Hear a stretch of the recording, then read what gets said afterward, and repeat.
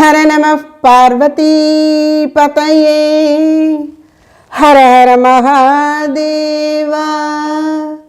தாயுமான சுவாமிகள் திருவடிகளே போற்றி போற்றி.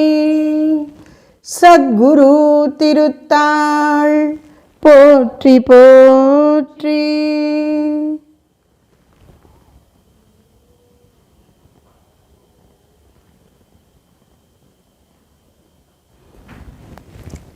அனைவருக்கும் வணக்கம்.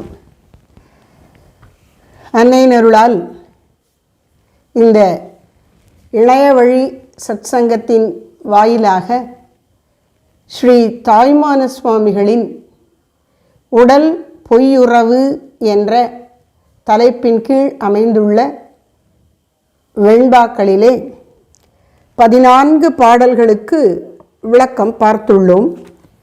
இன்று 15வது பாடல், ஓரளவு 16வது பாடலுக்கும் சேர்த்து விளக்கம் பார்க்கலாம் என்று நினைக்கின்றேன். அன்னையின் அருளால் 14வது பாடலிலே ஒரு மிகப்பெரிய உண்மையை எடுத்துரைத்தார் ஸ்ரீ தாயுமானவர். ஏதும் திருவருளின் இச்சையாம். ஏதும் என்று சொன்னால் எதுவாக இருந்தாலும், எல்லா நிகழ்ச்சிகளும், வாழ்க்கையில் நடைபெறக்கூடிய எல்லா நிகழ்ச்சிகளும், இதற்கு நாம் விளக்கம் பார்த்தோம். நல்லது கெட்டது, இன்பம் துன்பம், பெரியது சிறியது, விரும்பத்தக்கது விரும்பத்தகாதது, வெற்றி தோல்வி, இகழ்ச்சி புகழ்ச்சி, நீதி அநீதி, மங்களம் அமங்கலம், நீங்கள் என்ன சொன்னாலும், வாழ்க்கையில் நடக்கக்கூடிய எந்த நிகழ்ச்சியை சொன்னாலும் அது திருவருளாலேயே நிகழ்கிறது. அதனுடைய விளைவு முடிவில் ஜீவனுக்கு நலன் தருவதாகவே அமையும். இதுதான் வாழ்க்கையை பற்றி ஒரு பெரிய கோட்பாடு. அவனன்றி ஓரணுவும் அசையாது. அப்படி அருள் ஜீவனை பாதுகாத்து வருகின்றது. அதனால் வாழ்க்கையினுடைய இந்த அப்ஸ் அண்ட் டவுன்ஸ், அப்படிம்பாங்க இல்லையா, அப்ஸ் அண்ட் டவுன்ஸ், ஏற்ற இறக்கங்கள், இந்த ஏற்றத்தாழ்வுகளால் மனம் சலிக்காது இருக்கும் பக்தர்களுக்கு ஏதும் திருவருளின் இச்சையாம் என்று எப்போதும் பொருந்தும் புனிதர். ஏதோ ஒரு சமயம் நல்ல மூடு இருக்குது, நல்ல எல்லாம் இறைவன் திருவருள் அப்படின்னு ஒரு வெற்றி வரும் பொழுது, எல்லாரும் பாராட்டும் பொழுது இறைவன் திருவருள் என்று சொல்லிவிட்டு, ஒரு கஷ்டம் வரும்போது கடவுள் எனக்கு இப்படி செய்து விட்டாரே, அவருக்கு கண் இல்லையா என்று கேட்க மாட்டார்கள் புனிதர்களாகிய பக்தர்கள். எல்லா சூழல்களிலும் என்ன நடந்தாலும் இது இறைவன் திருவருளே என்று அமைதியாக இருப்பார்கள். எப்போதும் பொருந்தும் புனிதர்பால் அதனுடைய விளைவாக எல்லாம் இறைவன் திருவருளால் இங்கு நிகழ்கிறது என்று உணர்ந்துவிட்ட அந்த பக்தர்களுக்கு மனநிலை எப்படி இருக்கும்? தீது நெறி செல்லுமோ செல்லாதே அவர்களிடம் இந்திரியங்கள் மூலம் உலகிலே இன்பம் கிடைக்கும் என்று நம்பி உலகை நாடி சென்று அடிபட்டு ஏமாந்து நொந்து வருதல் என்கின்ற நெறி இல்லை. இந்திரிய சுக ஆசையினால் தர்மத்தை புறக்கணித்து செயல்படுதல் என்பது இல்லை. இந்திரிய சுகங்கள் நமக்கு உண்மையான நிலைத்த சுகத்தை தரும் என்கின்ற அறியாமை இல்லை. அறியாமையின் அடிப்படையில் எழுகின்ற அகங்காரத்தினால் தீர்மானம் செய்து நான் இதை செய்வேன், நான் இதை பெறுவேன், நான் இதை அனுபவிப்பேன், இப்படிப்பட்ட அதிகாரம் செலுத்துவேன் என்றெல்லாம் நினைக்க மாட்டார்கள். இதுதான் தீது நெறி. இன்னும் பல நேரம் நம்ம நினைக்கிறது இப்படி தான் இருக்குது. இது உலகம் சுகமாக இருக்குது, சுகமான வாழ்க்கை வேணும், நல்லா சம்பாதிக்கணும், கை நிறைய சம்பாதிக்கணும் அப்படிங்கிறப்ப. நல்லா சம்பாதிக்கிறதுக்கு அடையாளம் என்ன? கை நிறைய சம்பாதிக்கணும். நல்ல என்ன அதை சம்பாதிச்சு என்ன பண்ண போகிறோம்? எல்லாம் யோசிக்கும் வேளையில் பசிதீர உண்பதும் உறங்குவதுமாக முடியும். ஆனால் நல்லா சாப்பிடணும், நல்லா உடுத்தணும், கண்ணு காது மூக்கு நாக்கு தோலுன்னு எல்லா இந்திரியங்கள் வாயிலாக சுகம் தரும் அனுபவங்களை பெறணும். இதெல்லாம் பெற்றால் எல்லாம் நல்லா இருக்குது என்று நினைத்து கொண்டிருக்கின்றோம். உலகம் சுகம் தரும் என்று எண்ணுகின்றோம். இதுதான் அறியாமை. இந்த அறியாமையினால் அகங்காரத்தின் துணையோடு நான் இதை செய்வேன், அதை செய்வேன், இதை செய்ய மாட்டேன், அதை செய்ய மாட்டேன், இதை பெற்றிருக்கிறேன், எனவே நான் புண்ணியசாலி, இப்படியெல்லாம் கர்வம் கொண்டு செயல்படக்கூடிய தன்மை இருக்கிறது. இந்த கேடுகளெல்லாம் ஏதும் திருவருளின் நிச்சயே என்று இருக்கின்ற புனிதர்பால் இருக்காது. நல்லது நடந்தாலும் அது இறையருள் என்பார்கள். நம்முடைய பார்வையில் கேடாகவும் தீயதாகவும் தோன்றுவது நடந்தாலும் இதன் மூலமும் கூட இறைவன் எனக்கு நலனே செய்வான் என்கிற நம்பிக்கையோடு அமைதியும் பொறுமையும் கடைப்பிடிப்பார்கள் இந்த புனிதர்கள். அதனால் அவர்களுக்கு எப்பொழுதும் இன்பம்தான். உலக நிகழ்ச்சி, உலகத்தில் தனக்கு கிடைக்கக்கூடிய பேரு இழப்பு, பேருன பெறுவது, உலகத்திலிருந்து தான் பெறுவது லாபம், இழப்பு நஷ்டம், லாப நஷ்டம் எது வந்தாலும் அவர்கள் சந்தோஷமாகத்தான் இருப்பார்கள், எப்போதும் இன்பமாகத்தான் இருப்பார்கள் என்று வேதமே சொல்லுகிறது அப்படின்னு சென்ற பாடலில் சொன்னார். அத்தகைய பெருநிலை அடையாத ஒரு அப்பக்குவியான ஜீவன், பக்குவம் இன்னும் அடைய பெறாதவன் பேசுகிற மாதிரி இந்த 15வது பாடலை அமைக்கிறார். அதாவது இந்த பாடல்களை வரிசையாக நாம் சிந்தித்து கொண்டு வரும்போது நமக்கு என்ன தெரியுது அப்படின்னா, எல்லாம் ஒரே மாதிரியாக இருக்கிறது இல்லை. பக்குவத்தில் ஒவ்வொருத்தரும் ஒவ்வொரு நிலையில் இருக்கிறோம் இல்லையா. நம்ம எல்லாருமே ஆத்ம சாதகர்கள் தான். ஆனால் எல்லாரும் ஒரே நிலையில் இருக்கோம்னு சொல்ல முடியாது. ஒவ்வொருத்தர் இப்போ உதாரணமாக உலக வாழ்க்கையிலேயே லௌகிக்கமாக எடுத்துக்கொண்டால் ஒவ்வொருத்தர் சம்பாதிக்கிறதும் அவங்களுடைய சம்பளம் வேறு மாதிரி இருக்கும். அவங்களுடைய குவாலிஃபிகேஷன் சொல்லக்கூடிய இந்த கல்வி தகுதி, தொழில் திறமை இதெல்லாம் வேறு மாதிரி இருக்கும். அவங்க பார்க்குற வேலை வேறையாக இருக்கும். அதனால் அவர்களுக்கு கிடைக்கக்கூடிய சமுதாய அந்தஸ்து வேறு மாதிரி இருக்கும். அதற்கேற்ப அவர்களுடைய மனப்பான்மைகளும் வேறுபடும். இப்படி பல்விதமான வேறுபாடுகள் நிறைந்ததாக நம்முடைய வாழ்க்கை இருக்குது. அதுக்கு நடுவில் நாம் எல்லாருமே இறைவனை வணங்கி உண்மையை உணர முயன்று கொண்டிருக்கிறோம். அப்படி நம்மிடத்தை பக்குவத்திலும் வேறுபாடுகள் இருப்பதனால பக்குவம் குறைந்த ஒரு ஜீவனுக்கும் ஒத்து போகிற மாதிரி ஒன்று சொல்லி அவங்களையும் தூக்கி விடணும் என்று இந்த கருணாமூர்த்திகளான மகான்கள் அருளாளர்கள் நினைக்கிறார்கள். எப்பவும் அந்த ஹையஸ்ட்டை மட்டும் சொல்லிக்கொண்டே இருந்தால் இவங்களை எப்படி அங்கே தூக்குறது, அதனால் நானும் உங்களோட இருக்கேன்ப்பா அப்படிங்கிற மாதிரி நமக்கேற்ற மாதிரி பேசுவாங்க. ஆனால் அவர்கள் அப்படி இருக்காங்கன்னு நம்ம நினச்சிடக்கூடாது. நம்மை கைதூக்கி விடுவதற்காக நம்மோடு சேர்ந்து பேசுவது போல் பேசி அப்படியே அவங்க நிலைக்கு நம்மளை கூட்டிகிட்டு போக பார்ப்பாங்க. அப்படி சொல்லக்கூடிய ஒரு பாடல் தான் 15வது பாடல். அதை இப்பொழுது பார்ப்போம்.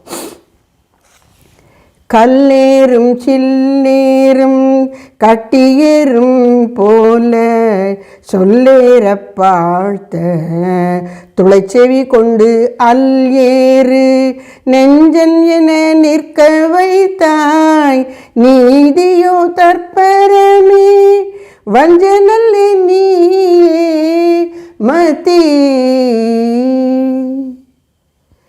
கடவுள்கிட்டே பேசுகிறான் ஜீவன், இறைவனிடம் புறையிடுகிறான். என்ன சொல்கிறான்? நான் எப்படி இருக்கிறேன், என்னை நீ எப்படி எடை போட்டு இருக்கின்றாய், மதி, என்னை நீ எப்படி மதிக்கின்றாய். மதித்தல் அப்படின்னா என்ன? மரியாதை கொடுக்கறது மட்டும் இல்லை, முதல்ல ஒருத்தருடைய தகுதி என்ன அப்படின்னு தெரிஞ்சுக்கிறதுக்கும் மதிப்பிடுவதுன்னு அர்த்தம்.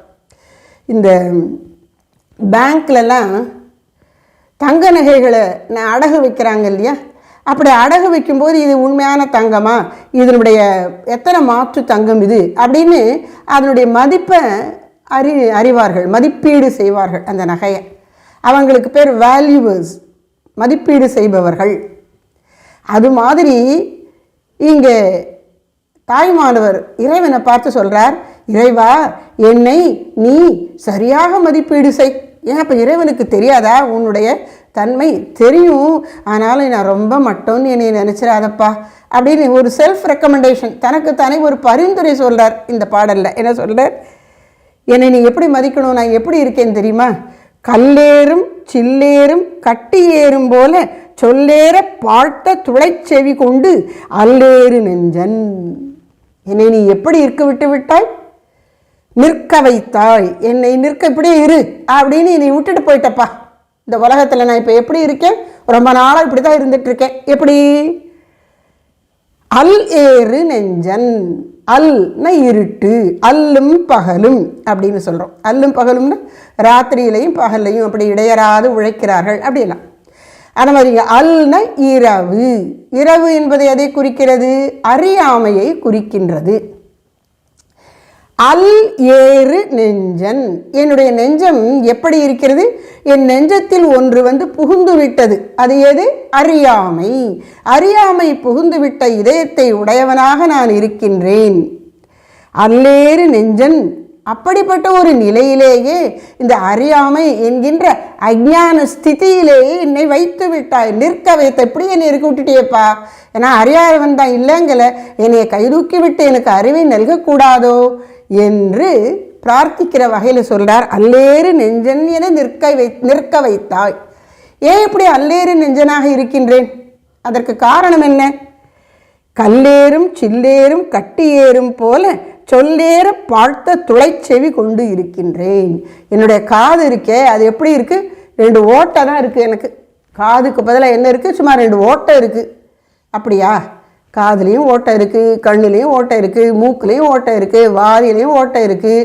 இந்த தோலில், உடம்பு முழுக்க இருக்கிற தோலில் மிக மிக மிக மிக சிறிய துவாரங்கள் இருக்குது, துளைகள் இருக்குது. அது வழியாக வேர்வை கொண்டே இருக்குது. அப்போ உடம்பு முழுக்க ஓட்டையாகவே இருக்குது. ஏதோ இந்த தோல் மூடி இருக்கிறதுனால உள்ளே இருக்கிறதெல்லாம் நமக்கு தெரியலைன்னா கூட உண்மையில் நிறைய சின்ன சின்ன துவாரங்கள் தான் இருக்குது. அது வழியாக வேர்வை வெளியில் கொண்டிருக்கு. இப்படி ஒரே துளையாக இருக்குது. அது என்னன்னா பார்த்த துளைச்செவி கொண்டு. இந்த துளை இருக்கே, காதுங்கிற துளை, நம்ம முகத்தை எடுத்துக்கொண்டீங்கன்னா மனிதனுடைய உடலிலே தோல் உடல் முழுவதும் மூடி இருக்கின்றது. அந்த 5 அறிவு கருவிகளாகிய ஞானேந்திரியங்களிலே 5மே இந்த முகத்திலே விடுகிறது. கண், காது, மூக்கு, நாக்கு, தோல். அப்புறம் அந்த தோல் உடல் முழுசும் இருக்குது. அப்போது இந்த 5 இந்திரியங்களை கொண்டு தான் நாம் புற உலகை அறிகிறோம். அப்படி புற உலகை அறிவதற்கு உதவக்கூடிய இந்த இந்திரியங்களிலே காதும் மிக முக்கியமானது. இந்த காது எவ்வளவு முக்கியமானது, அதை எப்படி பயன்படுத்தணும்னு பெரியவங்க சொல்கிறாங்க.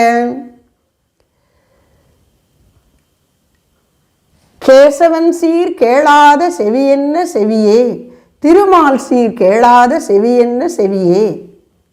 ஆய்ச்சியர் குறவையில் திருமால் பக்தர்களாகி இந்த ஆய்ச்சியரெல்லாம், இடை பெண்களெல்லாம் என்ன சொல்கிறாங்களா, என்ன சொல்லி பாடுகிறார்கள்? பெரியவர்கள் அவர்களுக்கு என்ன உணர்த்தியிருக்கிறார்கள்? இந்த காது இருக்கிறதுடைய பிரயோஜனம் என்ன? பெருமாளுடைய பெருமைகளை நீ கேட்கணும். இந்த செவி வழியாக உனக்கு உள்ளே செல்லுவது கேசவனின் திருமாலின் பெருமைகளாகவே இருக்க வேண்டும். அப்படி கேட்கலைன்னா இது என்ன காது? எப்போ பார்த்தாலும் அவன் என்ன பண்ணினான், இவன் என்ன பண்ணினான்னு அடுத்தவங்க விஷயத்தையே வம்பு பேசுறது, அல்லது நீ எவ்வளவு சம்பாதிச்ச, என்ன வாங்கின, என்ன அனுபவிச்ச, என்ன சாப்பிட்ட, இதே தான். பல பேர் ஃபோனில் பேசினாலும் லெட்டர் எழுதினாலும் என்ன சாப்பிட்ட, இது இந்த மாதிரி தான் நம்ம பேச்செல்லாம் இருக்குது. இந்த மாதிரி பேச்சுக்கள் இந்த காதில் விழுந்து விழுந்து விழுந்து என்னாச்சுன்னா காது புண்ணா போச்சு எனக்கு. குருதேவர் சொல்கிறார், அம்மா உன்னுடைய மகிமைகளை பேசுகிறவர்கள், உன்னுடைய மகிமைகளை நான் பேசினால் மகிழ்ந்து கேட்பவர்கள், அப்படிப்பட்டவர்களுடைய கூட்டுறவை எனக்கு கொடு. கூட இருக்கிறவங்களாம் எப்போ பார்த்தாலும் உலக விஷயங்களே பேசுகிறாங்கம்மா, இந்த உலகம்தான் உண்மை போல நடந்துக்கிறாங்கம்மா, எனக்கு அது வேண்டாம்.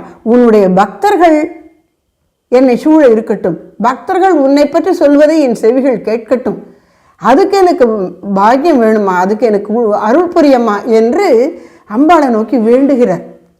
அதுக்கப்புறம் இந்த இளம் சீடர்கள்லாம் வராங்க. இந்த வயசானவங்களுக்கெல்லாம் என்ன ஆச்சுன்னா இந்த உலக வாழ்க்கையில் ஊறி ஊறி உழன்று உழன்று அவங்களுக்கு வேற எதையும் பேசவோ நினைக்கவோ தெரியல. அதே தான் சொல்கிறாங்க. இவருக்கு தாங்கலை, அவர் அம்மா அம்மா அம்மான்னு எப்போ பார்த்தாலும் காளித்தாயினுடைய திருவடியிலேயே மனசு வச்சிருக்கிறார். அதனால் இவங்க பேசுவதும் அதை கேட்பது, இவர்களோடு பேசுவது, அதெல்லாம் அவருக்கு முடியவே இல்லை. அப்போது உன்னை பற்றி பேசுவதற்கும், உன்னை பற்றி அவர்கள் பேசுவதை நான் கேட்பதற்கும், நான் உன்னை பற்றி பேசுவதை அவர்கள் கேட்பதற்கும் தகுதியுள்ள நல்ல பக்தர்களாக எனக்கு கொடுன்னு கேட்டவுடனே நரேந்திரன் முதலான அந்த இளைஞர்கள்லாம் வராங்களாம். சின்ன வயசு. அவங்க எப்படி இருக்காங்க? காகம் கொத்தாத கனி போன்று தூய வெள்ளத்தோடு இறைவனை நினைப்பவர்களாக இருக்கின்றார்கள். அதனால அவர்களுடைய பேச்சு கேட்பதற்கு நன்றாக இருக்கிறது. குருதேவர் இறைவனை பற்றி எடுத்து சொன்னால் ஆர்வத்துடன் கேட்டுக்கொள்கிறார்கள். அப்படி பரஸ்பரம் எதை கேட்டாதான் பக்தனுக்கு சந்தோஷமா இருக்கும்? பகவானை பற்றி பேசினா கேட்டாதான். அப்போ நாம் என்ன செய்யணும், நம்மளை அந்த பக்தர்கள் நிலைக்கு உயர்த்திக்கணும்னா அப்படின்னா உலக கடமைகளுக்காக நாம் சில உலக விஷயங்களை பேசுவதை தவிர்க்க முடியாது. எப்போ பேசினாலும் இதைத்தான் பேசுவோம் அப்படின்னு இருக்க முடியாது. பல விஷயங்கள், லௌகீக விஷயங்களும் பேசணும். ஆனாலும் அதே கதையாக பேசிக்கொண்டே இருக்கக்கூடாது. யாரோடையும் பேச வாய்ப்பு இல்லைன்னா அதை பற்றி நினைக்க ஆரம்பிச்சிடுவோம். இல்லை ஒரு ஃபோனை எடுப்போம், இல்லை ஃபோனை போட்டு டிவியை போட்டு அதில் ஏதாவது நம்ம வீட்டோட பெரிய பிரச்சனையாக இருக்கிற பிரச்சனைகள் உள்ள படத்தை பார்க்குறது, சீரியலை பார்க்குறது என்னவோ, இப்படி லௌகீகத்திலேயே உழலக்கூடாது. இந்த செவி இறைவன் புகழ கேட்கணும். தேன் வந்து பாயுது காதிலினே. காதில் எப்போ தேன் வந்து பாயும்? தேசபக்தர்களுக்கு இந்த செந்தமிழ்நாடு என்று சொன்னுடனே தேன் வந்து பாய்கிறதாம். அதை விட இன்னும் உயர்ந்த நிலையிலே இறைவன் மீது பக்தி கொண்ட அடியார்களுக்கு இறைவன் புகழை கேட்கும்பொழுது, இறைவனுடைய மகிமையை, பர தத்துவத்தை எடுத்து சொல்லுகிற தத்துவ விளக்கங்களை கேட்கும்போது தான் அப்படி உயிர் உள்ளே வந்து நிரம்பும், ஆனந்தம் நிரம்பும். அதனால் அப்படி இல்லைன்னா இது என்ன, பாழ்ந்த துளைச்செவி.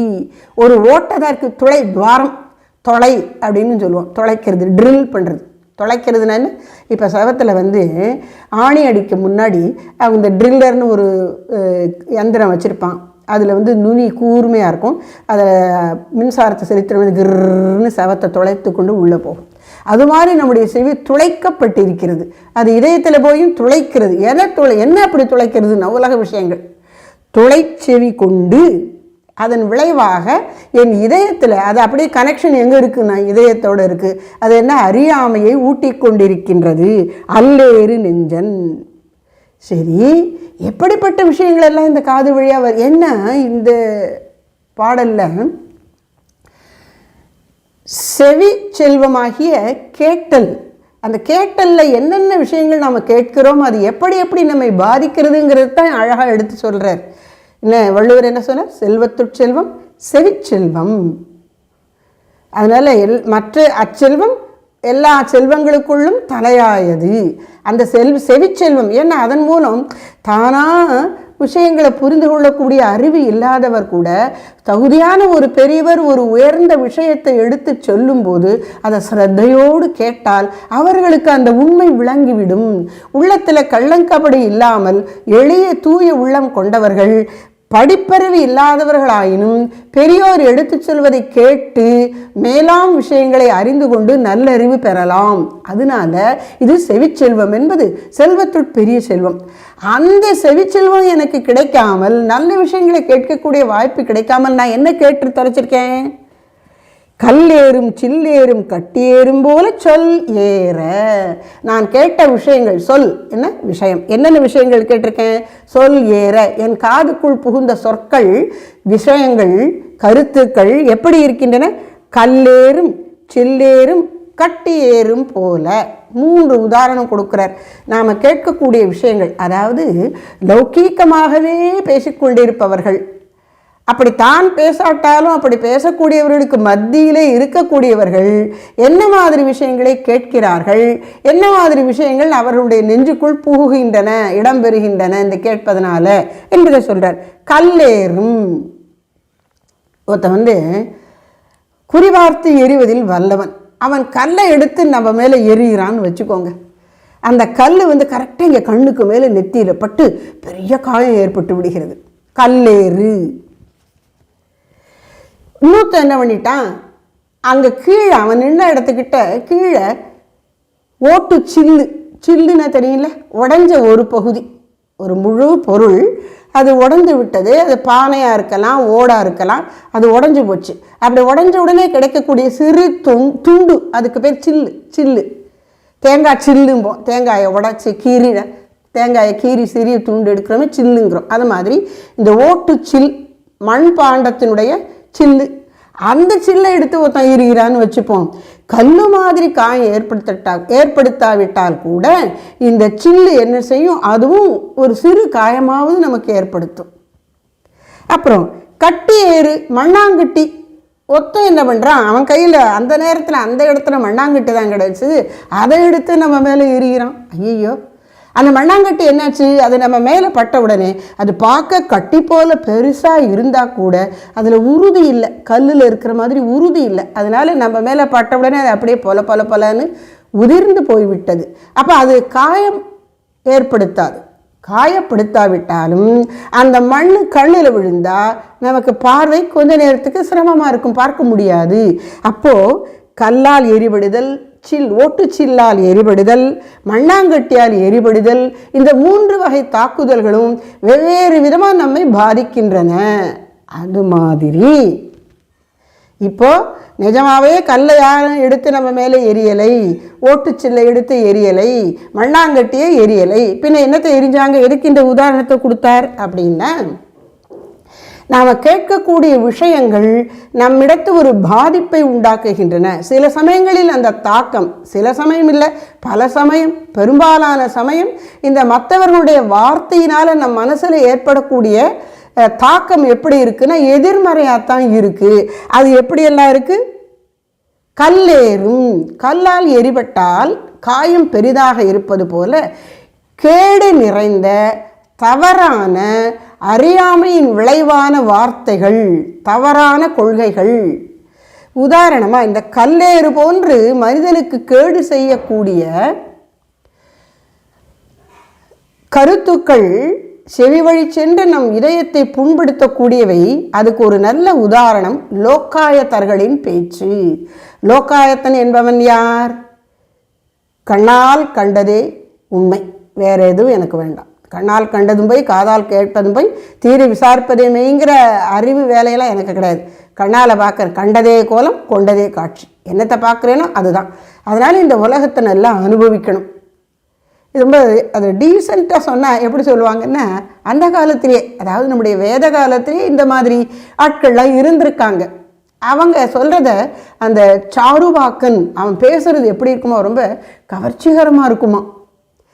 கவர்ச்சிகரமான வாக்கினை உடையவனாக இருப்பான் அந்த சாருவாக்கன். அவன் என்ன சொல்கிறான்? என்ன கடவுளாவது மண்ணாங்கட்டியாது, ஒன்றும் கிடையாதுடா, பேசாமல் இரு, நல்ல இந்த உடம்புல உயிர் இருக்கிற வரைக்கும் உலகத்தை அனுபவிச்சுடு, கடன் வாங்கினாலும் நெய் விட்டு சாப்பிடு, எனத்துக்கு நீ பயப்படுற, கடனெல்லாம் திருப்பி கொடுக்க வேண்டாம், சும்மா சாப்பிடு, இப்படின்னு போனோம். எப்படி இருக்கு? அதாவது கருத்து என்ன அப்படின்னா, லோக்காயத்தர்களுக்கு கண்ணுக்கு தெரிகின்ற பஞ்சபூத்தங்களால் ஆகிய இந்த பிரபஞ்சத்துக்கு அப்பால் இதனை இயக்கி கொண்டிருக்கிற ஒரு பெரிய பொருள் இருக்கிறது என்கின்ற எண்ணம் இல்லை. கடவுளை பற்றின எண்ணமே அவர்கள் உள்ளத்தில் எழவில்லை. அதனால இப்போ கடவுள் இல்லைன்னா என்ன ஆறுது?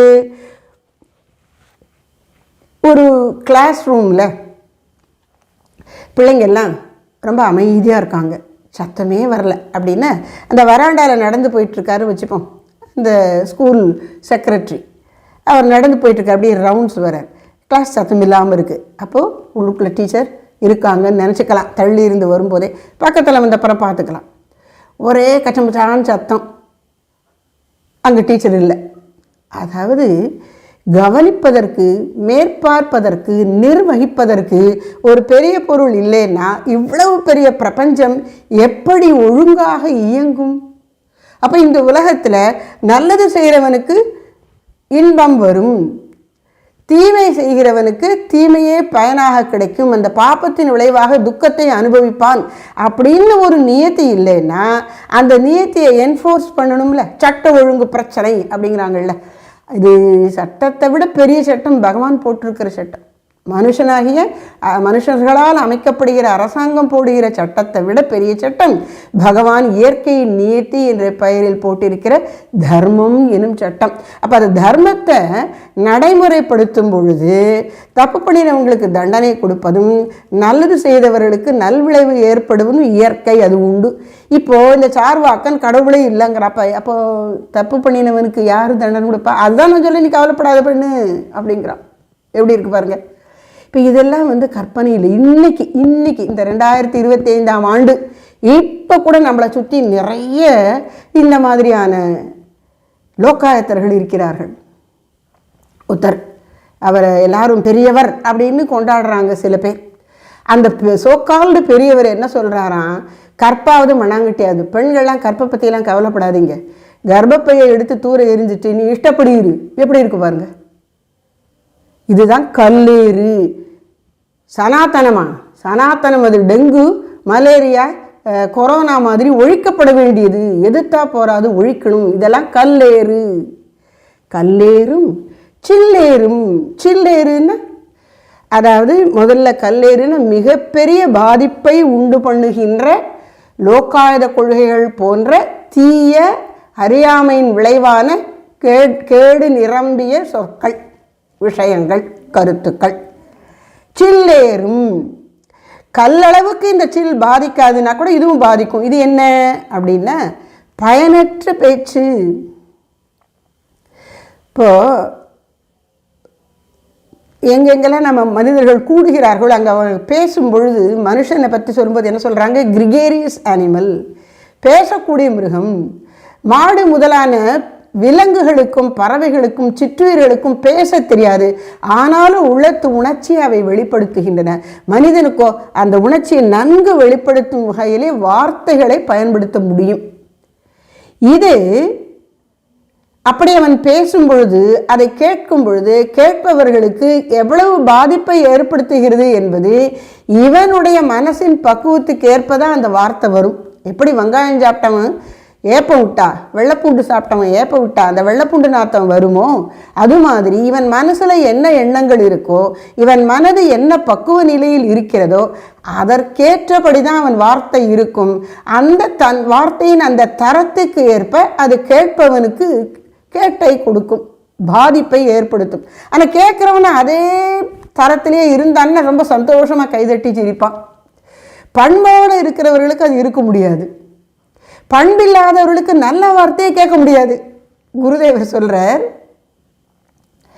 சில பக்தர்கள் என்ன பண்ணுவாங்களாம், தன்னுடைய நண்பர்கள், பக்கத்து வீட்டில் இருக்கிறவங்க, தெரிஞ்சவங்க, நீ வாயேன், அங்கே தக்ஷணேஸ்வரத்தில் ஒரு பெரியவர் இருக்கிறார், பழங்காலத்து ரிஷிகள் முனிவர்கள் மாதிரி மகா புருஷர் அவர் சொல்கிறதெல்லாம் கேட்டால் நமக்கு நல்லாயிருக்கும், நீ வா அப்படின்னு இந்த பக்கத்து வீட்டுக்காரனை பிடிச்சி இழுத்துட்டு வரானா ஒருத்தன்.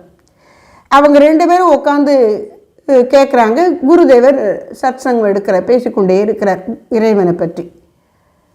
கொஞ்ச நேரம் ஆச்சு, அரை மணி நேரம் ஆச்சு, 1 மணி நேரம் ஆச்சு, அவரும் நிறுத்த மாட்டேங்கிறார், இவனும் எந்திரிச்சு வர மாட்டேங்கிறான். இந்த புதுசாக வந்தவனுக்கு உட்காந்துருக்க முடியல. அப்படியே இவன் தொடையை கிள்றான, டே எந்திரிடா போகலாண்டா, எவ்வளோ நேரம் இருக்கிறது, எந்திரி அப்படின்னு தொடையை கிள்றான்.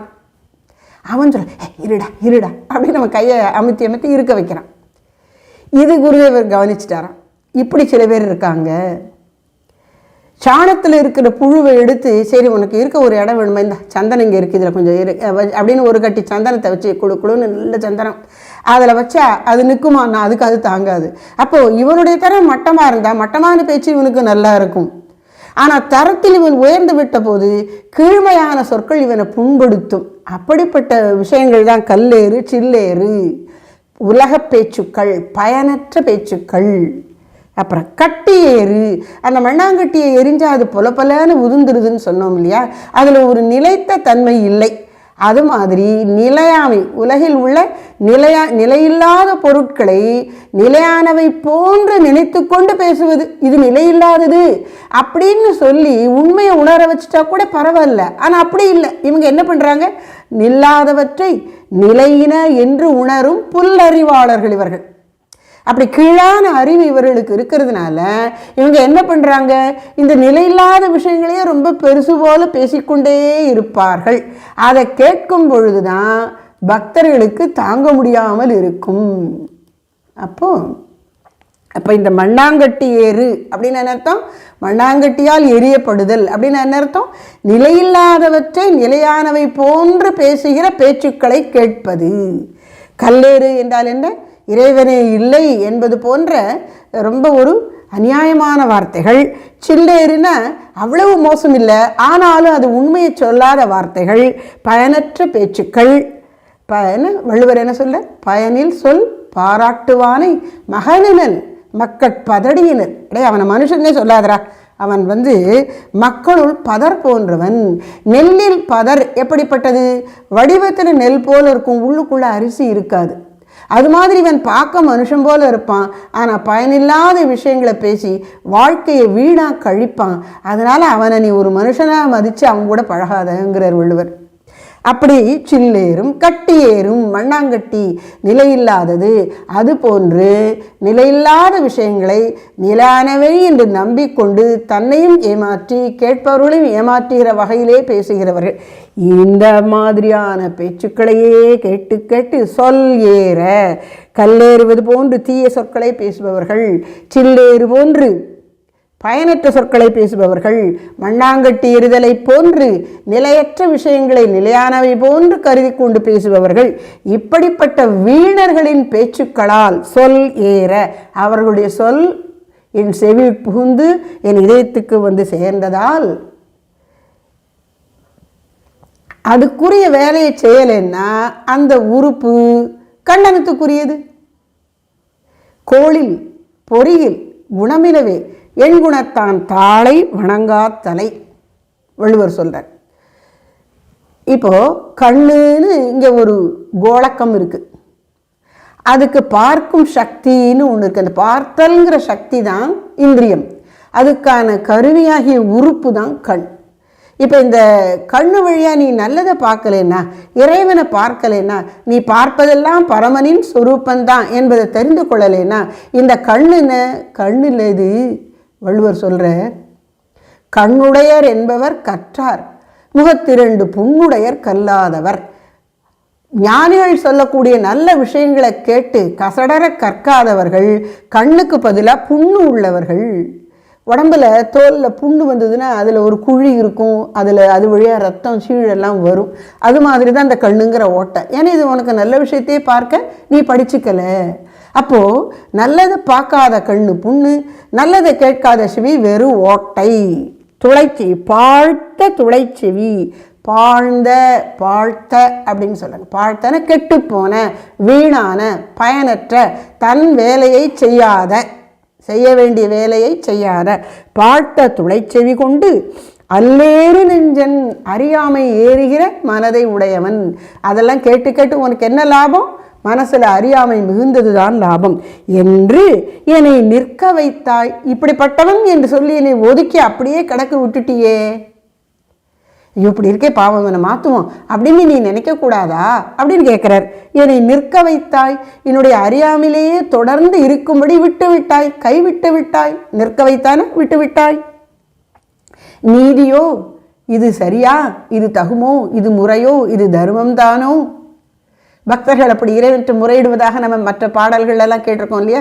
இது தகுமோ, இது முறையோ, இது தர்மந்தானோ, குழலூதிரும் பொழுது அப்படியெல்லாம் வரும் கண்ணன்ட்ட பாடுற மாதிரி. இது எந்த பக்தர்கள் இந்த மனநிலையில் தெய்வத்திட்ட சொல்லக்கூடியதான். என்னை நீ இப்படியே விட்டுட்டியே, வேண்டாததை கேட்டு வாழ்க்கையை வீணாக போகும்படி என்னை விட்டு விட்டாயே, இது தர்மமோ? நீ எப்படிப்பட்டவன்? தற்பரமே. இந்த பாரு, என்னை சுற்றி இருக்கிற இந்த உலகத்தை என்னால் புறக்கணிக்கவும் முடியலை, அது என்னை பாதித்து கொண்டே இருக்கிறது, அதனால் நான் அறியாமை நிரம்பியவனாக ஆகிவிட்டேன். நீ எப்படி இருக்கிறாய்? தற்பரம். தற்பரம்னா என்ன? அதுவே தன் இயல்பாய் அதற்கு மேல் இன்னொன்றை நாடாதவனாய் தன்னில் தானாய் இருக்கின்றாய். தற்பரம். பரம் அப்படின்னா உன்னை முக்கியமானதாக, மேலானதாக, லட்சியமாக, நாடப்படுவதாக நினைப்பது. இதில் தான் இவனுக்கு பரம தாற்பயம். இதுதான் இவனுக்கு ரொம்ப வேணும், இதுதான் இப்போ ரொம்ப முக்கியமாக்கும் அப்படிங்கிறோம்ல. சாதாரண பேச்சு ஏதாவது ஒன்று அர்த்தமில்லாத பேசினா இதுதான் ரொம்ப முக்கியமாய்ப்பா அப்படிங்கிறோம் இல்லையா? அப்படி அந்த முக்கியத்துவம் கொடுக்குறோம் பாருங்க, அதைத்தான் இந்த பரம்ங்கிற வார்த்தை குறிப்பிடுகிறது. தற்பரம், அதுவே பரமாக, அதுவே முக்கியமாக, அதுவே குறிக்கோளாக, அதுவே நோக்கமாக, அதுவே போதும் என்று இருப்பது. எது? தன் ஸ்வரூபம். அதாவது இந்த ஜகத்தை சிருஷ்டித்த சிருஷ்டிகர்த்தாவாக, ஈஸ்வரனாக தன்னை கருதும் பொழுது அந்த ஜகத்துக்கு, உயிர்களுக்கு கருணை புரிபவனாகவும் அவன் இருக்கின்றான். இந்த ஜகத்தையும் ஜீவர்களையும் தன்னில் தோன்றியவர்கள் என்று அவர்களை நினைக்கிற அந்த மாயா உபாதி கூட இல்லாதவனாக, தன்னில்தான் இருப்பவனாக என்ன அவன் இருக்கும் பொழுது தத்பரம் என்கின்ற பரபிரம்மமாக இருக்கின்றான். இந்த பரபிரம்மத்துக்கு உலகம் இல்லாட்டா இருக்க முடியும், உயிர்கள் இல்லாட்டா இருக்க முடியும். இறைவனுக்கு இந்த உலகமும் உயிர்களும் இல்லாமல் தான் மட்டும் இருக்க முடியும்.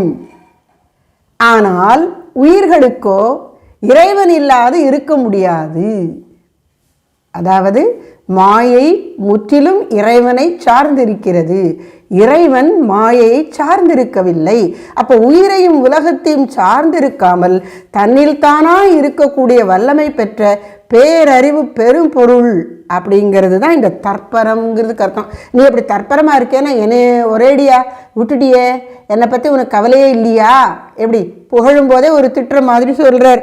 எப்படிப்பா இறைவா என்னை நீ கண்டுக்காமல் இருக்கியே தற்பரமே, வஞ்சனல்லேன். இந்த பாரு, நான் அறியாமையில் தான் இருக்கேன். கல்லேறும் சில்லேறும் கட்டியேறும் போல் வேண்டாததை கேட்டு கேட்டு அறியாமையில் இருக்கேன் இல்லைங்கள. ஆனாலும் வஞ்சனல்லேன், என்னிடம் வஞ்சகம் இல்லையப்பா. வஞ்சகம்னா என்ன? உள்ளொன்று வைத்து புறம்பொன்று பேசுதல். உள்ளத்தில் கோபம் வரும், ஆனால் அதை காமிச்சிக்க முடியாது. அப்படி சிரிச்சுட்டே இனிமையாக பேசுவாங்களாம். அப்போது என்னது? பசுத்தோல் போர்த்திய புலி. பார்க்குறதுக்கு பசு போல் அப்படியே சாந்தமாக இருப்பாங்க, உள்ளுக்குள்ளே புலி போல் ஆக்ரோஷமாக இருப்பாங்க. இவன் கதையை முடிக்கணுங்கிற எண்ணத்தோடு இருப்பாங்களாம்.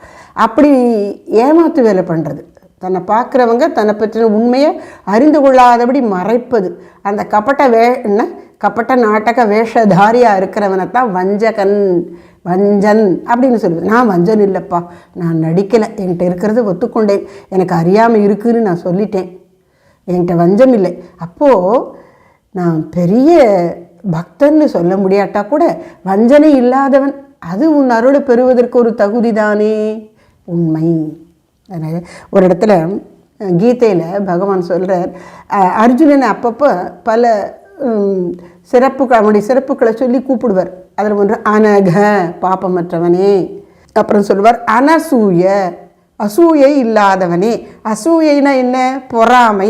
ஒருத்தர் மேலே பொறாமை இருக்குன்னா அந்த பொறாமையினுடைய விளைவாக நான் என்ன செய்கிறேன், எனக்கு உங்களை பிடிக்கலை, உங்கள் மேலே பொறாமையாக இருக்குது, உங்களுக்கு என்னென்னமோ நல்ல நல்ல விஷயங்கள்லாம் நடக்குது, நான் அதுக்கு தான் ஆசைப்படுறேன், எனக்கு கிடைக்க மாட்டேங்குது, உங்களுக்கு கிடைக்கிது, அப்போ எனக்கு உங்கள் மேலே பொறாமை. அப்போ நான் என்ன செய்கிறேன், இவன் என்னென்ன பொய்யெல்லாம் பண்ணி பொய் பித்தலாட்டங்கள்லாம் பண்ணி இதை பெற்றான்னு எனக்கு தெரியாதா அப்படின்னு சொல்லிடுவேன். உங்கள் மேலே உள்ள பொறாமையின் விளைவாக உங்களை பற்றின பொய்களை அவதூறுகளை பரப்புகிறேன், அதுக்கு பேர் அசூயா. வெறும் பொறாமை மட்டுமில்லை, அந்த பொறாமையின் விளைவை பொய்யான செய்திகளையும் பரப்புவது, அதான் அசூயை. அர்ஜுனன் எப்படிப்பட்டவனா? அனசூய, அத்தகைய பொறாமை இல்லாதவனை, யாரை பற்றியும் எந்த வம்பு தும்பும் பேசவே மாட்டானா. அப்படி இருக்கிறவங்களைத்தான் பகவானுக்கு பிடிக்கும், தன் பக்கத்தில் வச்சு உபதேசம் பண்ணுவார். அது மாதிரி இங்கே இவர் என்ன சொல்கிறார், நான் வஞ்சன் அல்லேன். அது நல்ல குணம்னு தெரிஞ்சு வள்ளலார் என்ன சொல்கிறார், உள்ளொன்று வைத்து புறம்பொன்று பேசுவார் உறவு கலவாமை வேண்டும். மனசில் ஒன்று நினச்சி வெளியில் இனிமையாக பேசுகிறாங்களே அவங்க கூடவே நான் இருக்கக்கூடாது, அவங்களோட பழகினா எனக்கும் அந்த கெட்ட குணம் வந்துடும், அது வேண்டாம் அப்படிங்கிறார். இவர் என்ன சொல்கிறார், நானும் வஞ்சனல்லி, என்கிட்ட வஞ்சகம் இல்லைப்பா, நான் உண்மையைத்தான் சொல்கிறேன். அதனால நீயே மதி, என்னை நீ சரியாக எடை போட்டு, இவன் அறியாமை நிரம்பியவனாயினும் கேடு நிரம்பியவன் அல்லன், வஞ்சகம் இவனிடம் இல்லை. குருதேவர் சொல்கிறார், நீ எவ்வளவு படிச்சிருக்க, எவ்வளவு பணம் வச்சுருக்கங்கிறது கடவுளுக்கு முக்கியம் இல்லை. பார்க்க போனால் இதெல்லாம் இருந்தால் உன்னை பற்றி ரொம்ப பெருமை நினச்சிட்டு கடவுளை மறக்கக்கூடிய தப்பத்தான் நீ பண்ணுவ. ஆனால் பகவான் எதை பார்க்குறார், கள்ளங்கபடி இல்லாதவனாக நீ இருக்கிறாயா என்று அவர் பார்க்கின்றார். இறைவன் பக்தரிடம் எதை எதிர்பார்க்கிறார், கள்ளங்கபடு அற்ற தன்மை. உள்ளம் அப்படியே வெள்ளந்தி அப்படிம்போம், உலக வாழ்க்கையில் உலக வழக்கில் வெள்ளந்தியா அப்பாவியா வெகுளியா இருந்தால் ஏமாளியாக இருப்பான், அவனுக்கு ஒன்றும் தெரியாது அப்படின்னு சொல்லுவோம். ஆனால் அப்படி உலக ரீதியில் அவன் ஏமாளி போல இருந்தாலும் அவனே எளிய உள்ளத்தோடு ஸ்ரத்தையோடு இறைவனுடைய மகிமைகளை கேட்டால் அதை நம்பி ஏற்று இறைவனை சிந்திப்பான். அப்போ அந்த எளிய உள்ளம் வேண்டும், சரள சுபாவம் அப்படின்னு இதை சொல்கிறார் குருதேவர். அதில் எந்த ஒரு கரடும் உரடும் நடிப்பும் பொய்யும் இல்லை. அப்படி நான் இருக்கின்றேன், வஞ்சன் அல்லேன். அதனால் அறியாமைங்கிற குற்றம் என்னிடம் இருந்தாலும் வேறு நல்ல குணமும் என்கிட்ட இருக்குப்பா, நான் வஞ்சகம் இல்லாமல் இருக்கேன், உண்மைத்தான் சொல்கிறேன், அதை மதித்து அதை ஒரு பொருட்டாக எடுத்துக்கொண்டு எனக்கு உன் அருளை கொடு அப்படின்னு கேட்கிறார். அப்படி கேட்ட உடனே, அப்படியா மகனே, ஆமாம் உண்மைதான், நீ நல்ல பையன், உனக்கு நான் இது சொல்லித்தரேன் கேளு அப்படின்னு பக்தி மார்க்கத்தில் முதல்ல கர்மயோகத்தில் ஈடுபடுத்துகிறார். ஒரு செயலை செய்தால் எனக்கு என்ன பலன் வரும்னு எதிர்பார்க்காதே, செய்வதையெல்லாம் ஈஸ்வரார்ப்பணமாக செய், வருவதையெல்லாம் ஈஸ்வர பிரசாதமாக ஏற்றுக்கொள், உயிர்களுக்கு இறைவனின் குழந்தைகள் இவைகள் என்கிற பாவனையோடு சேவை செய். இப்படி கர்மயோகத்தில் அவன் ஈடுபடுத்துகிறார். யாரை? இந்த வஞ்சனை இல்லாத மனமுடையவனை. அப்படி கர்மயோகத்தில் ஈடுபட அவன் உள்ளத்தில் இருக்கக்கூடிய விருப்பு வெறுப்புகள் நீங்கி அவனுக்கு பக்குவம் வருகிறது, இறைவன் மீது பக்தி பெருகுகிறது, நாளடைவில் ஞானம் பெறுவதற்கும் தகுதி வருகிறது. உள்ள தூய்மையினுடைய விளைவு என்ன? ஞானத்தை ஏற்பதற்கு அந்த தூய உள்ளம் தயாராகி விடுகிறது. என்ன சொல்றா ஆண்டாள்? உன்னுடைய புகழை நாங்கள் பாட வந்தோம், தூயோமாய் வந்தோம். நாங்கள் அதிகாலையில் எழுந்து பக்தியோடு இறைவனை நினைத்து கிருஷ்ணனிடம் சென்று பறை பெறுவதற்காக குளித்து தூய்மையாக வந்தோம். அது மட்டும் இல்லை, நாங்கள் மட்டும் போய் வாங்கிட்டு வருவோம் நினைக்காம எல்லாரையும் சேர்த்துக்கணும்னு நினச்சி உன்னையும் கூப்பிட வந்திருக்கோம். நீ வா, தூயமாய் வந்தோம். உன்னை தூயில் எழ பாடுவான், தூயமாய் வந்தோம். என்ன செய்யணும்? நாம் வாயினால் பாடி மனதினால் சிந்திக்க. பகவானுடைய பெருமைகளை வாயால் பாடு, வாயார பாடு, மனசார நென. அப்போ உனக்கு என்ன ஆகும்? போய பிழையும் புகுதருவான் நின்றனவும் தேனில் தூசாகும். முன்பு செய்த தீய வினைகளும் இனி செய்வதற்கு இருக்கின்ற தெரியாது என்னென்ன செய்வோமோன்னு, அதெல்லாம் அந்த தீய வினைகள் எல்லாம் அழிஞ்சு போயிடும், உனக்கு இறையருள் கிட்டும் என்று சொல்லுகிறாள். அது மாதிரி இவனுக்கு பக்குவம் கொடுப்பதற்கான சூழ்நிலைகளை ஏற்படுத்துகிறார்.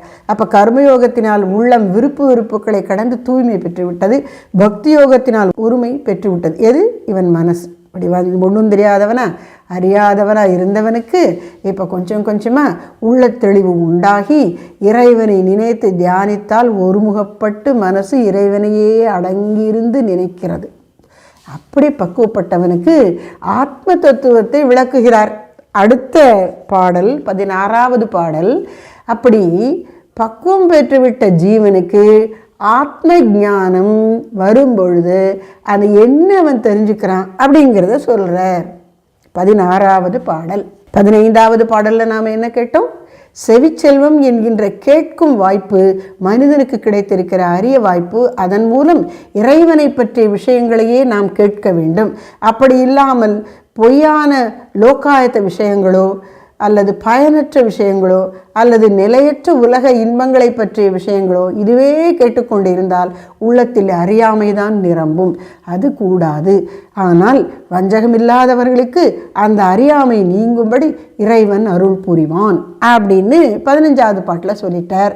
அப்படி அருளை பெற்ற ஒருவனுக்கு ஆத்ம ஞானம் கிடைக்கும் பொழுது அது எப்படி இருக்குங்கிறதுக்கு இங்கே விளக்கம் வருது.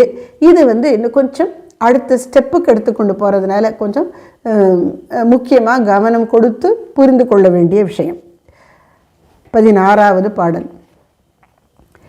அப்பொருளும் ஆன்மாவும் ஆரண நூல் சொன்னபடி தப்பு இல்லா சித்து ஒன்றாம் ஜாத்தியினால் எப்படியும் தேரில் துவைத்தம் சிவாகமமே சொல்லும் நிஷ்டை ஆறுமிடத்த துவைத்தம்.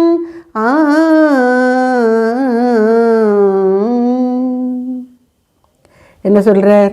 அப்பொருளும் ஆன்மாவும் ஆரண நூல் சொன்னபடி தப்பு இல்லா சித்து ஒன்றாம் ஜாத்தியினால் ஒரு கருத்தை முன்வைக்கிறார்.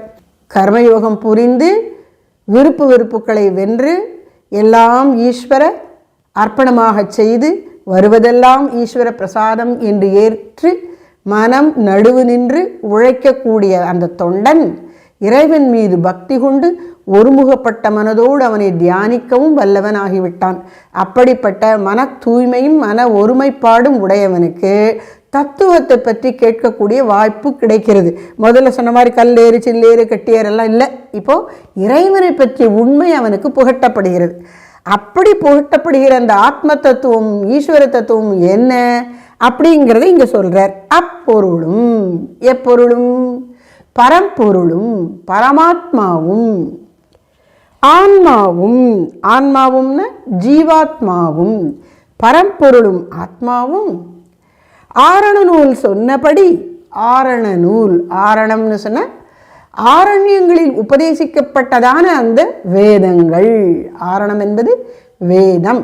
ஆரண நூல் சொன்னபடி, வேதங்கள் சொன்னபடி. ஏன்னா உலகத்திலேயே இருக்கக்கூடிய இலக்கியங்களில் மிக மிக பழமையானவை நம்முடைய 4 வேதங்கள். ரிக், யஜுர், சாம, அதர்வண வேதங்கள். இந்த 4லையும் ரிக்வேதம் மிக மிக பழமையானது என்று சொல்லுகிறார்கள். இது மேல்நாட்டு ஆராய்ச்சியாளர்களே சொல்கிறாங்க. அவங்க சொல்கிறதானா ஏதோ ஒரு 5000, 6000, 7000 வருஷத்துக்கு முன்னாடி அப்படிலாம் சொல்கிறாங்க. ஆனால் நம்முடைய பெரியவர்கள் அப்படி சொல்லுவதில்லை. இது பகவானுடைய மூச்சுக்காற்றாக பகவானிடமிருந்தே வெளிப்பட்டவை இந்த வேதங்கள். இவை அனாதியானவை. இவை இந்த பிரபஞ்சமே வேதம் இருக்குனால்தான் இருக்குது. அதனால தான் நமக்கு மழை பெய்கிறது. தர்மமெல்லாம் அதில் அடங்கி இருக்கு, தத்துவம் அதில் இருக்குது என்று வேதத்தின் பெருமையை சொல்லுகிறார்கள். எப்போதும் இருக்கக்கூடிய அழியாத நியத்திகள் இருக்கே, அதுதான் அதனுடைய தொகுப்பு தான் வேதங்கள் என்று சொல்லுகிறார்கள்.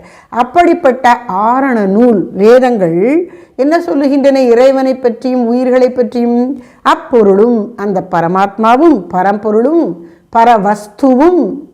ஏன்னா இறைவனை இப்போ ஒரு மனுஷனை அது கிடக்கு அப்படின்னு சொன்னால் சொல்கிறவங்களுக்கு அந்த சொல்லப்படுகிறவரை பற்றி மரியாதை இல்லைன்னு அர்த்தம். அது கிடக்கு. அப்போ ஒரு ஆளை, ஒரு மனுஷனை அது இதுன்னு ஒரு ஜடவஸ்து போல சொன்னால் அது ஏதோ அவமரியாதை பண்ணுறோன்னு ஆகிடும். ஆனால் இறைவன் என்ன சொல்கிறோம்? அது என்ன சொல்கிறது? அவன் சொல்கிறதா, அவள்னு சொல்கிறதா, அது எதன்னு சொல்கிறது? அதுன்னு சொல்லிட்டோம். என்ன சொல்கிறதுன்னு தெரியல, அதனால அதுங்கிறோம். வஸ்து, அப்பொருள் அப்படின்னு சொல்கிறோம். ஆனால் அது ஜடம் இல்லை. அப்பொருளும் அந்த பரம்பொருளும் அனைத்திலும் மேலான அந்த பரவஸ்துவும் ஆன்மாவும், இந்த ஜீவ ஆன்மாவும் ஆரண நூல் சொன்னபடி, வேதங்கள் விளக்கி இருக்கிறபடி தப்பு இல்லா சித்து ஒன்றாம். தப்பு இல்லா சித்து. சித்துனா என்ன? இந்த உயிர் என்பது சித்து பொருள் அப்படிம்பாங்க. சித்து பொருள்னா என்ன? அறிவு பொருள். இதை ஒரு பொருள் அப்படின்னு நீ சொன்னீன்னா அது அறிவுப்பா. அறிவே வடிவானது. இப்போ இந்த துணி எதனால் ஆனது அப்படின்னா இது பருத்தி நூலால் ஆனது, பருத்தி இழையினால் ஆனது. இன்னொருத்தர் போட்டிருக்கிறது அது செயற்கை இழையினால், சிந்தட்டிக் ஃபைபர், செயற்கை இழையினால் ஆனது. இது பட்டுப்புழுவினுடைய அந்த நூலினால் ஆனது. இப்போ இது பட்டா, பருத்தியா, செயற்கை இழையா, ஏதோ ஒன்று. அது மாதிரி கடவுள் எதனால் ஆனவர், ஆத்மா எதனால் ஆனது அப்படின்னா சித்து. அது அறிவு பொருள், உணர்வு பொருள். ஜீவனும் அறிவுமயமானது, சிவனும் அறிவு பொருள் என்று யார் சொல்றா? வேதமே சொல்லுகிறது. அப்பொருளும் ஆன்மாவும் ஆரண நூல் சொன்னபடி நான் சொல்லலை. அதாவது உண்மையிலேயே மகான்களாக இருக்கிறவர்கள், பெரியவர்கள் தான் சொன்னதை சொல்லிக்கவே மாட்டாங்க. ஏற்கனவே மேலையார் வேண்டுவன கேட்டியேல். முன்பு நமக்கு பலகாலம் முன்பே இருந்த அந்த மகான்கள், பெரியவர்கள், ரிஷிகள் என்ன சொல்லியிருக்காங்க வேதத்தில், அதை நான் சொல்கிறேன் கேள். மேலையார் செய்வனர்கள் வேண்டுவன கேட்டியேல் அப்படிங்கிற ஆண்டாள். அப்போ நமக்கு முன்னால் இருந்தவர்கள், அந்த ரிஷிகள் சொன்னது. அது மாதிரி இவர் என்ன சொல்ல? ஆரண நூல் சொன்னபடி தப்பு இல்லா சித்து, குற்றம் ஒன்றும் இல்லாத தூய அறிவு. சித்துன அறிவு, சத்து, சித்து ஆனந்தம். இறைவனை விளக்குவதற்கான 3 அருமையான பதங்கள் என்ன அப்படின்னு கேட்டால் சத்து, சித்து, ஆனந்தம். சத் என்றால் அழியாத பொருள். ஜடப்பொருள் கூட, அது கூட இந்த சத்து என்கிற நிலையை தெரிவிக்கின்றது. ஒவ்வொரு பொருளும் இருக்குல்ல, இயற்கையிலும் செயற்கையிலும் இருக்கக்கூடிய ஜடப்பொருட்கள், அது இறைவனுடைய அந்த சத்துத்தன்மை, இருப்புத்தன்மையை, சத்தா இருப்புத்தன்மையை காட்டுகின்றன. ஆனால் வெறுமனை கிடக்கிற ஜடம் போன்றவனா இல்லை, அவன் சித்து. சித்ன அறிவு, தான் இருப்பதை தானே அறிகிறவன் இறைவன். அதுதான் சைத்தன்யம், தூய சைத்தன்யம், சுத்த சைத்தன்யம். சித்து தப்பு இல்லா சித்து ஒன்றாம். இது இந்த அறிவுங்கிற விஷயத்தில் அப்பொருளும் ஆன்மாவும் ஒன்றாம் அப்படி எடுக்கணும். அப்பொருளும் ஆன்மாவும் ஒன்றாம். எதில்? சித்தாக இருப்பதில். அதுக்கு என்ன வார்த்தை சொல்கிறார் அடுத்து? ஜாத்தியினால். ஜாத்தியினால் அப்படின்னு இப்போ நம்ம மனுஷங்களுக்குள்ளே சொல்லக்கூடிய பிறப்பை வச்சு வரக்கூடிய ஜாத்திகளை சொல்லப்படாது, அதை குறிக்கலைங்க அவர். ஜாத்தின்னு சொன்ன ஒத்த தன்மை உள்ள பொருட்கள் எல்லாம் ஒரு கூட்டமாயிடும், அந்த வகை வகுப்பு, அதுதான் இது. ஜாதிங்கிறது என்ன? ஒத்த தன்மை உள்ள பொருட்கள் ஒன்றாய் இருப்பது. இப்போ உதாரணமாக மரங்கள் எல்லாம் ஒரு ஜாதி, விலங்குகள் எல்லாம் ஒரு ஜாதி, பறவைகள் எல்லாம் ஒரு ஜாதி. அப்புறம் மரத்துக்குள்ளேயே 200 வருஷம் வாழக்கூடிய தேக்கு போன்ற மரங்கள் எல்லாம், அதெல்லாம் ஒரு ஜாதி, உறுதியாக இருக்குது. உறுதி இல்லாத வாழை மரம் போன்று அந்த மரங்கள் எல்லாம் ஒரு ஜாதி. இப்படி நம்ம வகைப்படுத்தி கொண்டு போகலாம். அப்போது ஒரு மரம் இருக்குன்னா இன்னொரு மரத்துக்கும் இந்த மரத்துக்கும் இடையில் ஒரே ஜாதி என்கிற ஒற்றுமை இருக்கிறது. சஜாத்திய, ஒரே ஜாத்தியை சேர்ந்தவை, ஒரே வகையை சேர்ந்தவை, ஒரே குடும்பத்தை சேர்ந்தவை. இப்போ மரமும் கல்லும் பார்த்தா மரம் வேற ஜாதி, கல் வேற ஜாதி. விஜாத்திய, இது வேற அது வேற. அப்புறம் ஸ்வகத பேதம், மரத்துக்குள்ளேயே அடிமரம்னு ஒன்று இருக்குது, கிளைகள்னு இருக்குது, அந்த கிளைகளில் வரக்கூடிய நுண்ணிய தளிர்கள்னு இருக்குது, அதில் இருக்கிற இலைகள்னு இருக்குது, அதில் வரக்கூடிய மொட்டுக்கள், அது பூ, காய், கனி, பிஞ்சு, காய், கனி. இப்போ இந்த ஒன்றுலேருந்து ஒன்று வேறுபட்டது. அடிமரமும் பிஞ்சும் ஒன்றும் இல்லை, ஆனால் எல்லாமே மரம்தான், அதெல்லாம் சேர்ந்து மரம்தான். அப்போ இது ஸ்வகத பேதம், உள்ளுக்குள்ளேயே இருக்கக்கூடிய வேறுபாடு. அப்போ இங்கே ஜாதிங்கிறது என்ன? தன்மையில் ஒத்து இருப்பது ஒரு ஜாதி. இங்கே இப்போ அப்பொருளும் ஆன்மாவும். அப்பொருளும்னா எதுன்னு பார்த்தோம்? பரம்பொருள், பரமசிவன். பரம்பொருளும் ஜீவனும் ஒன்று. எதனால்? ஜாத்தியினால். என்ன ஜாதி? சித்து எனும் ஜாதி. இந்த ஜாதிங்கிறது மனுஷன்கிட்ட இருக்கக்கூடிய ஒரு நீக்கப்பட வேண்டிய உபாதி. மனிதன் சமூக வாழ்க்கையில் ஜாதி உணர்வை வளர்த்து கொண்டிருக்கிறான். ஆனால் இறைவனை அடையணும்னு முயலக்கூடியவர்களுக்கு இந்த ஜாதி பற்றி இருக்கக்கூடாது, அது ஒரு தடை. ஜாத்தியை தாண்டி மனுஷனாக பார்க்கணும். அவனுடைய பக்குவம் இருக்குது. ஒருத்தன்ட்ட ஜாத்தியில் அவன் கீழ் ஜாதியாக இருக்கலாம், ஆனால் அவன்கிட்ட பக்குவம் இருக்குன்னா, இறைவனை பற்றிய பக்தி இருக்குதுன்னு சொன்னால் அவனோட பழகலாம். ஜாத்தியில் உயர்ந்தவன் ஆனால் ரொம்ப லௌகிக்க புத்தி, இறைவனை பற்றி நினைக்க மாட்டான், அவனோட பழகுவது பக்தனுக்கு கேடு. குருதேவர் ஒரு முறை அவரை ஒரு பக்தர் அவங்க வீட்டுக்கு கூப்பிடுறார். பஜனையெல்லாம் ஒரு மணி நேரம், 1.5 மணி நேரம், 2 மணி நேரம் பஜனை நடக்கிறது. அது முடிஞ்சப்புறம் எல்லாருக்கும், குருதேவருக்கும் வந்திருக்கக்கூடிய பக்தர்களுக்கும் அவர் ஆராதனை, சமாராதனை, சாப்பாடு போடுறார். அப்போது சாப்பிட உட்கார முன்னாடி தண்ணி வேணும் அப்படின்னு கேட்குறார் குருதேவர். குடிக்க கொஞ்சம் தண்ணி கொடுங்க. உடனே அந்த பக்தர் குருதேவரை அழைச்சிருந்த பக்தர் ஏதோ ஒரு வேலையில் மும்முரமாக இருக்கிறதுனால தன்னோட அண்ணனை கூப்பிட்டு குருதேவர் தண்ணி கேட்டார், கொடுத்துட்டு வாங்க அப்படின்னு சொல்லிட்டு இவர் இந்த வேலையை பார்க்குறாரு. அவர் கொண்டு தண்ணியை கொடுக்குறார். யார்? அண்ணன் தண்ணியை கொடுத்தோடனே அதை வாங்கி இப்படி வச்சுருந்துட்டு கொஞ்ச நேரம் இப்படி பேசிட்டு எடுத்து குடிக்காமல் கீழே வச்சுட்டார். ஏன் அப்படின்னா, ஏன் அதை அவர் குடிக்கலை? இது யாருமே கவனிக்கலை. அப்புறம் கொஞ்சம் நேரம் ஆச்சு, சாப்பிட கூட்டாங்க, சாப்பிட்டு எல்லாம் வந்துட்டாங்க. திரும்பி வந்தப்புறம் நரேன் கேட்டார், டாக்கூர், நான் ஒன்று கவனித்தேன், அந்த அண்ணன் தண்ணி கொண்டு வந்து கொடுத்தார், நீங்கள் ஆனால் அதை குடிக்கவே இல்லையே, எப்படி வச்சுருந்துட்டு கீழே வச்சுட்டிங்களே, குடிக்கலையே அப்படின்னு கேட்குறேன். ஏன்னா அந்த அண்ணனும் நரேனும் ஃப்ரெண்ட்ஸு. அப்போ நீங்கள் அவர் கொண்டு வந்த தண்ணியை குடிக்கவே இல்லையே, ஏன் அப்படின்னு கேட்டார். அதுக்கு அவர் சொல்கிறார், குருதேவர், இந்த பாரு, இந்த தம்பி இருக்கானே, அவன்தான் தூய உள்ளமுடையவன், உண்மையான பக்தன். அவன் கூப்பிட்டதுக்காக தான் நான் போனேன். ஆனால் இந்த அவங்க அண்ணன் சரியில்லைப்பா, அவன் ஒழுக்கம் தவறியவன். அவனுடைய கைப்பட்ட தண்ணியை எனக்கு குடிக்க முடியல, பராசக்தி எனக்கு காட்டு கொடுத்துட்டா, இது சரியில்லை அப்படின்னு. அப்போ அந்த ஒழுக்கம் இல்லாதவன் தொட்ட தண்ணியை நான் சாப்பிட வேண்டான்னு வச்சுட்டேங்கிறார். இது உண்மைதானான்னு ஆராய்ச்சி பண்ணுவதற்காக நரேன் அதுக்கப்புறம் விசாரித்தா, குருதேவர் சொன்னபடி அந்த ஆள் வேஷம் போட்டிருக்கிறான், கபட்ட வேஷதாரி தான், ஒழுக்கம் இல்லாதவன் என்கிறது தெரிய வருது. அப்போது இங்கே ஜாதி முக்கியம் இல்லை, அண்ணன் தம்பி தானே, கூட பிறந்த அண்ணன் தம்பி, ஒரே ஜாதி தான். ஜாதிக்காக நான் பார்க்கல, ஒழுக்கத்துக்காகவும் பக்திக்காகவும் அப்படிப்பட்டவர்கள்ட்ட தான் பழகணுங்கிறார். அது வேறு பாயிண்ட் வச்சுக்கோங்க. லௌகிக்கத்தில் ஜாதிங்கிற வார்த்தைக்காக நான் சொன்னேன். அப்போ பக்தர்கள் பக்தர்கள் எல்லாம் ஒரு ஜாதி, பக்தர் அல்லாதார் ஒரு ஜாத்தின்னு அப்படித்தான் நாம் நினைக்கணும். எனவே இங்கே சொல்லக்கூடியது ஜாதி என்பது ஒரே தன்மையின் அடிப்படையில், இயல்பின் அடிப்படையில் ஒன்றாய் இருப்பவர்கள் ஒரு ஜாதி. இறைவனை நம்பி வணங்குகிறவர்கள் பக்தர்கள். அது மாதிரி ஆத்மாவுக்கும் பரமாத்மாவுக்கும் ஒரே தன்மைனா என்ன?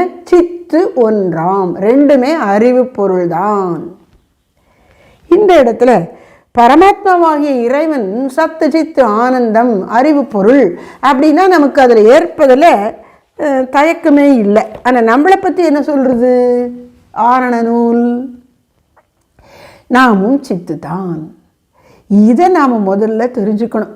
பக்தர்கள் ஆன்மீகத்தில் முன்னேறணும்னா முதல்ல நம்மளை இந்த உடம்பு தான் நான் என்று உடலோடு ஐக்கியப்படுத்திக் கொள்ளுகிற பாவனையை விட்டுவிட வேண்டும். அது உண்மை அல்ல. நான் யார்? நான் உடல் அல்ல, மனம் அல்ல, ஆத்மா. குறைஞ்சபட்சம் நான் ஜீவாத்மானாவது நினை. உண்மையில் பரமாத்மாக்கும் எனக்கும் வேறுபாடு இல்லை என்று சொல்லக்கூடிய அத்வைத்த நிலை வராட்டாலும் நான் இந்த உடம்பில்லை, மனசில்லை, ஆத்மானாவது நினைக்கணும்ல. இந்த ஜீவாத்மாவாகிய நான் உடலையும் மனதையும் கருவிகளாக கொண்டு இந்த உலகத்தை அறிகிறேன். இப்போது இந்த ஆத்மாவை பற்றி என்ன சொல்லியிருக்கு? சித்து பொருள், அது அறிவு பொருள் அப்படின்னு சொல்லியாச்சு. வெறும் பிராணன் மூச்சு விட்டு உயிர் வாழ்வது மட்டும் ஆத்மா இல்லை, அது அறியவல்லதாய் இருக்கிறது. அறியவல்லதாய் இருப்பதால் செயல் புரியவும் அதற்கு முடிகிறது. ஆனால் எல்லாம் எல்லைக்குட்பட்ட அறிவு, எல்லைக்குட்பட்ட ஆற்றல், எல்லைக்குட்பட்ட திறமை. அவனுடைய வாழ்க்கையே ஒரு காலம், இவ்வளவு நாள்தான் காலத்துக்கு கட்டுப்பட்டிருக்கிறது. அந்த நியதிகள் அவன் செய்த பாவ புண்ணியத்துக்கு ஏற்பவே அவனுடைய அனுபவங்கள் அமைகின்றன. இப்படிப்பட்ட பலவிதமான கட்டுப்பாடுகளுக்கு உட்பட்டது என்றாலும் நான் இந்த உடல் அல்ல, நான் ஆன்மா, அறிவு பொருளாகிய ஆன்மா என்று தன்னை நினைக்க வேண்டும். இதுதான் ஆன்மீகவாதம். உண்மையான ஆன்மீகம்னா என்ன? தன்னை உடலாகவோ மனமாகவோ நினைக்காமல் உடலையும் மனதையும் பயன்படுத்தி கொண்டு உடலினுள் வாழுகின்ற உயிராகிய ஆன்மா என்று தெரிந்து கொள்ள வேண்டும். சரி, ஆன்மான என்ன அர்த்தம்? ஒரு அர்த்தம் நான். ஆன்மாங்கிற சொல்லுக்கு அர்த்தம் என்ன? நான். அந்த நான் எப்படி இருக்கும்? அதான் சொன்னேன். இது பருத்தி துணியா, இல்லை செயற்கை துணியா, இல்லை பட்டு துணியா அப்படிங்கிற மாதிரி இந்த ஆத்மா எதனால் ஆனது அப்படின்னு கேட்டால் அறிவால் ஆனது. சரி, அதே மாதிரியே அப்பொருளாகிய பரம்பொருளும் அறிவுமயமானது. ஓஹோ, அப்போ கடவுள் நானும் ஒன்றா அப்படின்னா சைவ சித்தாந்தம் சொல்லுகிறது ஒன்று தான், ஆனால் வேற தான். எப்படி அப்படின்னா பெத்த நிலையில், பந்தப்பட்டு இருக்கின்ற இந்த நிலையில், தற்போதைய நிலையில், பந்தம் இருக்கக்கூடிய இந்த விவகார நிலையில், உலக வாழ்க்கையில் எப்படி நானும் பரம்பொருளும் சித்து பொருள் தான். அப்போ நான் சொல்லும் பொழுது இந்த உடம்பை நினைக்கக்கூடாது, இந்த மனசை நினைக்கக்கூடாது. இந்த உடம்பையும் மனசையும் கருவியாக கொண்டு இயங்குகின்ற உயிராகிய நானும் இறைவனும்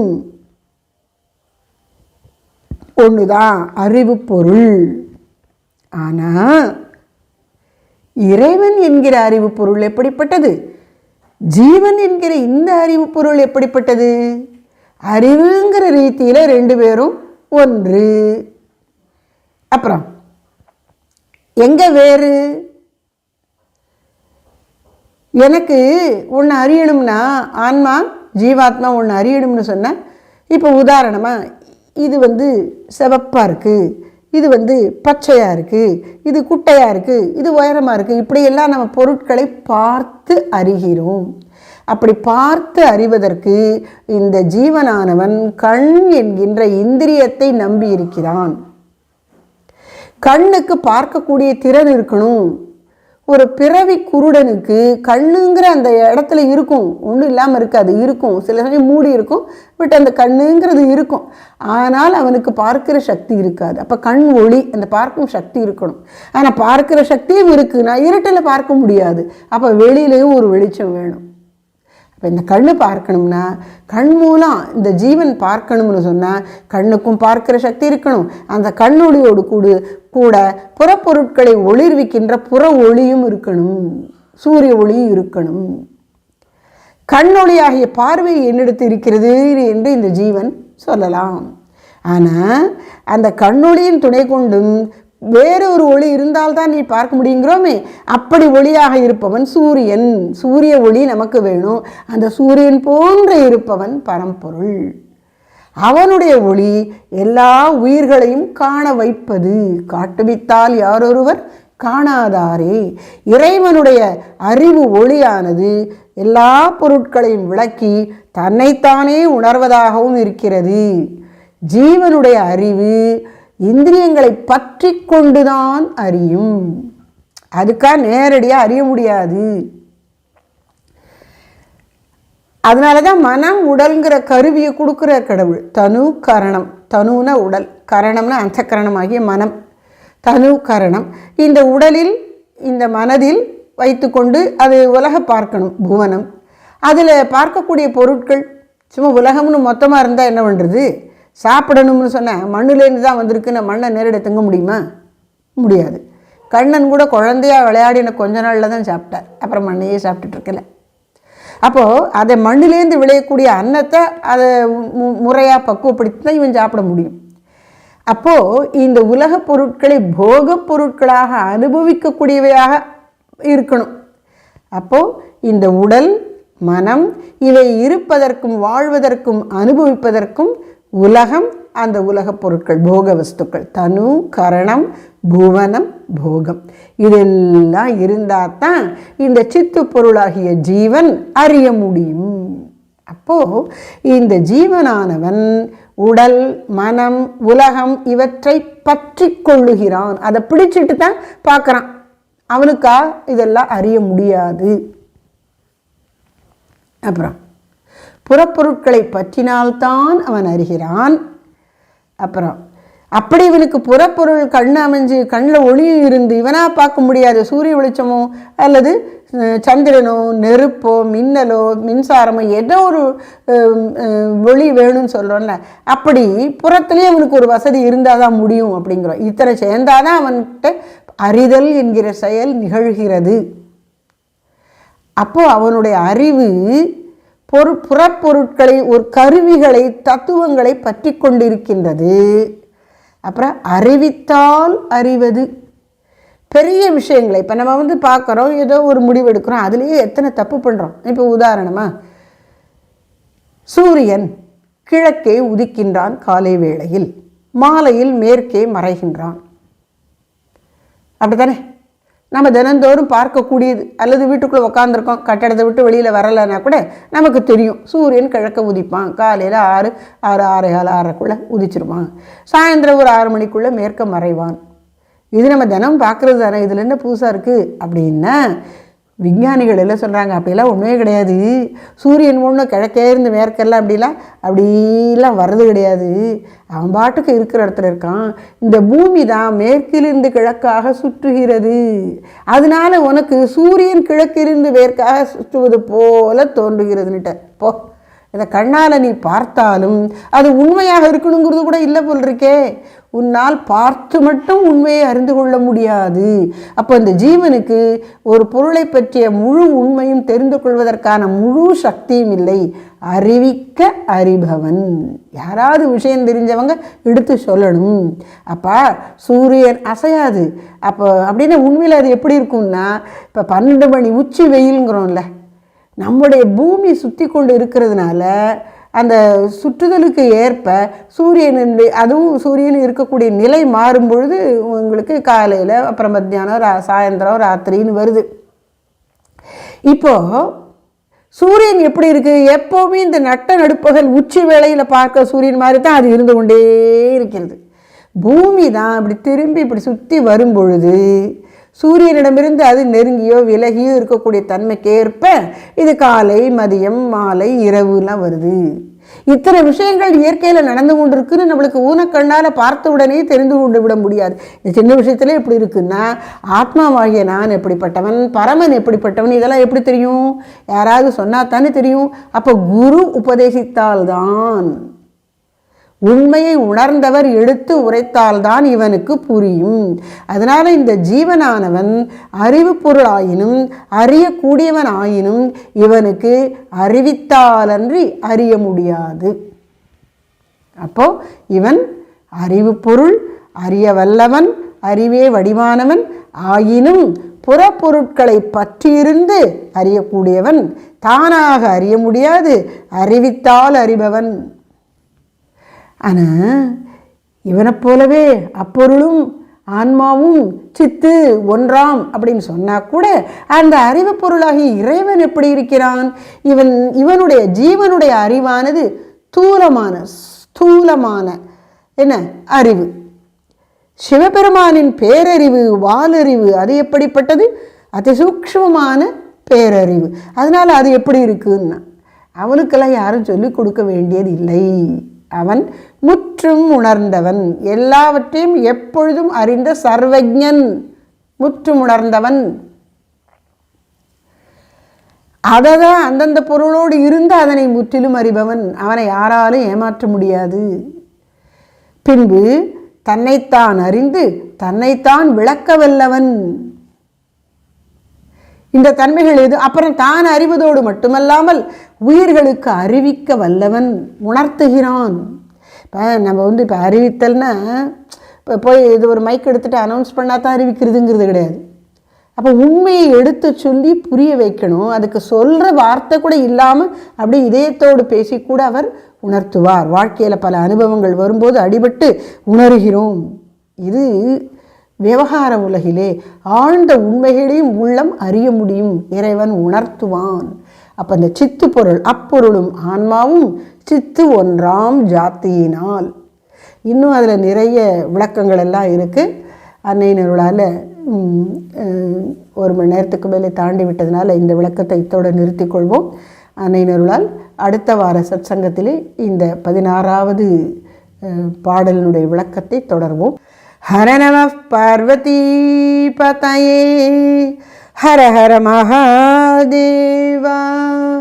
தாயுமான சுவாமிகள் திருவடிகளே போற்றி போற்றி.